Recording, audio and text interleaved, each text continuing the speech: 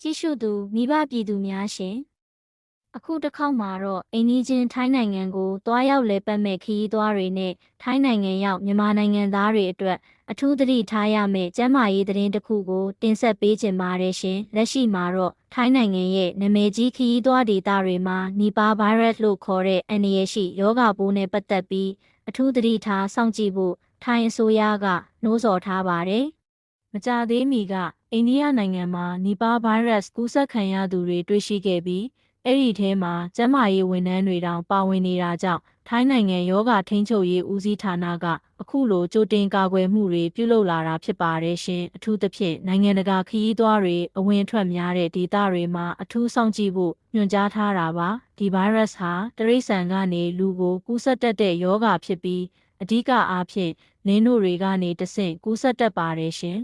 ဒါအပြင်ပိုးရှိတဲ့ဝက်တွေကတဆင့်လဲကူးစက်နိုင်တယ်လို့ယောဂပိုးရှိသူနဲ့နီးနီးကပ်ကပ်ထိတွေ့မိရင်လဲလူချင်းချင်းကူးစက်နိုင်တဲ့အန္တရာယ်ရှိပါတယ်။ယောဂလက္ခဏာတွေအနေနဲ့ကတော့အစပိုင်းမှာတာမန်တုပ်ကွေးလိုပဲဖျားတာခေါင်းကိုက်တာချောင်းဆိုးတာနဲ့အသက်ရှူရခက်ခဲတာမျိုးတွေဖြစ်တတ်ပြီးယောဂပြင်းထန်လာရင်တော့အုံနောက်ရောင်ရမ်းတာအထိဖြစ်နိုင်တယ်လို့သတိလစ်တာနဲ့အသက်ဆုံးရှုံးတဲ့အထိဖြစ်နိုင်ပါတယ်ရှင်။ဒီယောဂဟာသေဆုံးမှုနှုန်းအလွန်မြင့်မားတာကြောင့်ထိုင်းကျန်းမာရေးဝန်ကြီးဌာနကအထူးသတိပြုဖို့တိုက်တွန်းထားတာဖြစ်ပါတယ်။ကာကွယ်ရမယ့်နည်းလမ်းတွေကတော့နင်းနိုးနဲ့ဝက်တွေလိုတိရစ္ဆာန်တွေနဲ့ဓာတ်ရိုက်ထိတွေ့တာမျိုးရှောင်ကျဉ်ရပါမယ်ရှင်။တစ်သီးတွေကိုစားသုံးတဲ့အခါမှာလည်းနင်းနိုးကြိုက်ထားတဲ့လက္ခဏာရှိရင်လုံးဝမစားဘဲစင်ကြယ်အောင်ဆေးကြောပြီးမှစားသုံးရပါမယ်။အပြင်ကပြန်လာတဲ့အခါလက်ကိုဆက်ပြာနဲ့စနစ်တကျဆေးကြောဖို့လည်းလိုအပ်ပါတယ်။လက်ရှိအချိန်ထိထိုင်းနိုင်ငံအတွင်းမှာကူးစက်ခံရသူမတွေ့ရသေးပေမဲ့အစိုးရအနေနဲ့ကြိုတင်ကာကွယ်တဲ့အနေနဲ့